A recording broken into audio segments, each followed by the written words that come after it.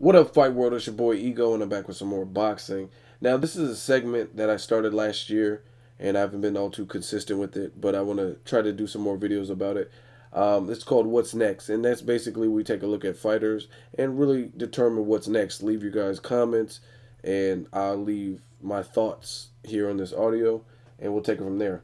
I want to explore Chad Dawson, Chad Bad Dawson, Bad Chad, whatever, Bad Chad Dawson. Um, What's next for Chad Dawson?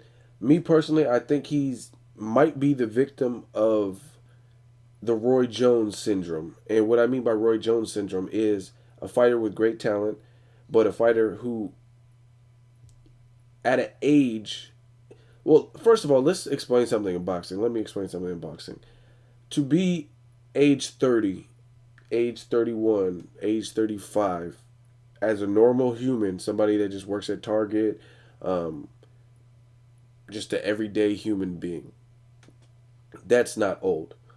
But if you look at sports, professional sports, the biggest sports, football, baseball, boxing, those types of sports, grueling sports with hard training, to be age 30 or 35 takes on a new meaning. To be those ages in a sport like basketball or boxing or anything that just has a lot of games and intense training, it's a different thing. And you could tell because when Kobe came in the league at 96, he's doing all kinds of things and he's dunking. And years later, after several playoff appearances, several All-Star game appearances, and that kind of stuff, it takes its toll on your body. And you see most recently Kobe dealing with a grueling injury that has kept him out. You know what I mean? The end of the season. Um, Same thing with boxers. You look at boxers to be aged. That's why it's marvelous what Floyd Mayweather can do. And again, some people aren't going to appreciate it. They're going to be, oh, Flomo and all that dumb shit. But it is. It's remarkable to be Bernard Hopkins' age or Floyd Mayweather's age or Juan Manuel Marquez's age. To be these guys' age, Sergio Martinez, and still perform at an elite level. To me, what Sergio Martinez did against Chavez Jr., somebody who rehydrates way above 180, somebody who's way younger than him. I mean, these things are impressive. Mayweather, guys like Robert Guerrero, 36, or excuse me, he's 36 and they're 30. Victor Ortiz, clearly in his 20s and he's older. I mean, these are impressive feats. And what people don't realize in the sport of boxing, age plays a factor for most fighters. Most people, at some point, their age is going to affect them. Now, with Floyd Mayweather, he's such a well balanced overall fighter to the point where he's able to not use his feet as much and still be effective. However, you got other fighters who are good fighters and they have great talent, but they may not be as versatile. And like you look at people like Roy Jones Jr., when he got older and he slowed down, he was no longer the same fighter that couldn't be beaten. And the thing with Roy Jones, I think at a late age, he moved up in weight to heavyweight to face John Ruiz, and then he came back down immediately. And being that age in the sport of boxing, as well as shifting your weight in it takes its toll on the body. That's basically what I'm saying, and I really think Chad Dawson is a victim of it. Um, and it's just like Roy Jones in a sense. He it's based on his own doing. Roy Jones was the one that said, "Hey, I want a title at heavyweight. I want to fight John Ruiz," and he moved up. And then when he moved back down, Antonio Tarver knocked him out. And just dealing with your body and weight, age, body, and weight plays a significant role in a fighter. You got to keep in mind that these fighters, sometimes fighters have done things to make weight. They've starved themselves. They stayed in saunas and not eaten and worked out and been on the treadmill for 3 or 4 hours. I mean, these fighters do amazing things and go through incredible feats to make weight and to make these fights happen for our entertainment. So you definitely got to celebrate them and give them props. But as far as Chad Dawson, I think he might have bit off more than he can chew, calling Andre Ward out, but going down to Andre Ward, his own weight class of 168, and Andre Ward is a premier fighter who's ranked in the top three on most respectable pound for pound list. That is biting off a lot. I know you have confidence in your skill, but to call out a guy who's at the top of the food chain in his own weight division, and it's probably a difficult weight for you to make. Chad Dawson, if you look at his frame, the dude's 6'1". He has wide shoulders. He looks like he has solid legs.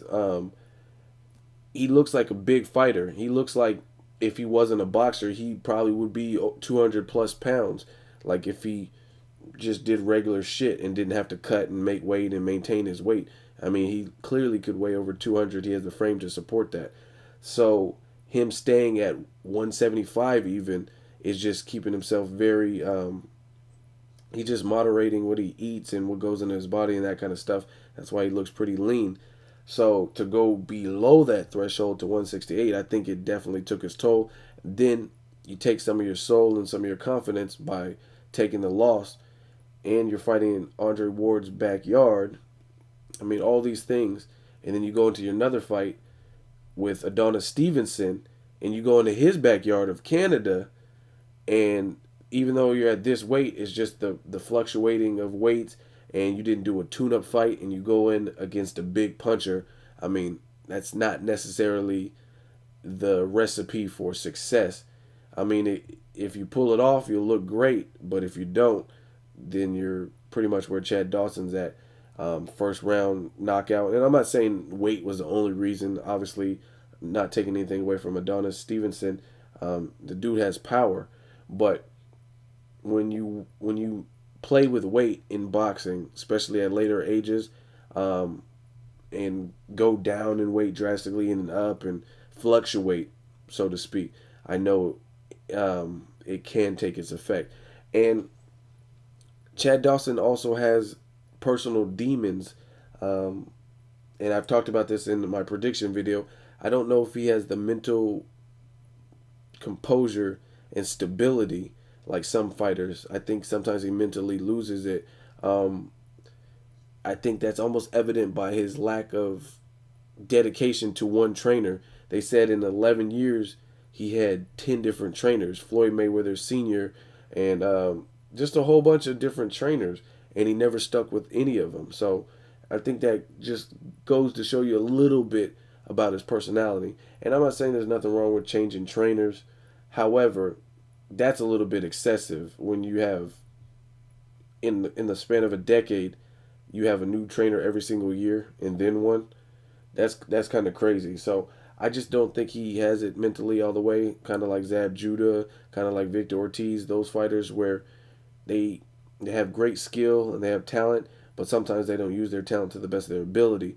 I think it's going to be really hard for Chad Dawson to climb up this ladder. He's going to definitely have to take some softer touches because nobody wants to have three consecutive losses. Three consecutive losses in bingo, that's like playing tic-tac-toe and the other person gets three X's. I mean, you're pretty much out in the sport of boxing, at least at the elite level. Some people have already probably written Chad Dawson out and consider him a gatekeeper or a has-been. It's going to be a long road back to the top. I don't know that he actually can get back there. It's possible, but it's going to take some. It's going to be a long road. So let me know what you guys think. Do you think Chad Dawson, is he going to be able to bounce back? I really don't see. I'm just looking at who else is out there. You've already had two fights with Bernard Hopkins, who is not the biggest puncher at 175, but he's elusive. One ended in a no contest or whatever they ruled for the tackle. Then the second fight, you clearly beat him. So I don't really see a need for a third fight. I mean, they might make it just because Hopkins has a title. But Hopkins has been calling out people like Froch, and who knows, they might even make Adonis Stevenson and Hopkins, or Ward might move up and Ward fight Stevenson at 175 or 168. So, I mean, those guys can mix and match. I just don't really see where he's going to go from here. And after two KO or TKO losses, it's going to be a long road back to the top. I mean, even a guy like Tavoris Cloud, this guy's younger than you. Um, I would still like to see the fight with Chad Dawson, but just with two KOs back to back, people are going to be that's going to be looming over your head, and people are going to be going for the kill. So let me know what you guys think, Chad Dawson. I really just feel bad for him, to be honest. I feel bad for him. I think he's a talented fighter, and maybe not made all the right decisions for his boxing career, because I don't think a lot of people rate him where his skills should be at. But I just feel kind of bad for him. I don't really know where he goes from here. A rematch with Stevenson is risky. It's either make or break. Um, a third fight with Hopkins, I don't know that anyone really wants to see that. Tavoris Cloud, his promoter, Don King, really doesn't have much pull anymore. So I don't know how much interest they would be able to generate with the Tavoris Cloud. I personally would watch the fight, but Tavoris Cloud is off a loss as well. Chad Dawson off back-to-back losses. Andre Ward's at 168 with options. He might fight Froch. Stevenson looks like he could probably come back down to 168 still. They might make a fight like that. Ward's calling out Chavez Jr. I mean, Ward, when you're winning, you got options. Stevenson, options. Ward, options. Carl Froch, options. These guys have options because they're winning.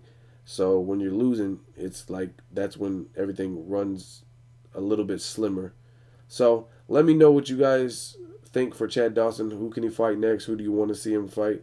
And that's really all I got to say. As always, hate, comment, or subscribe. Till next video, it's Ego signing off.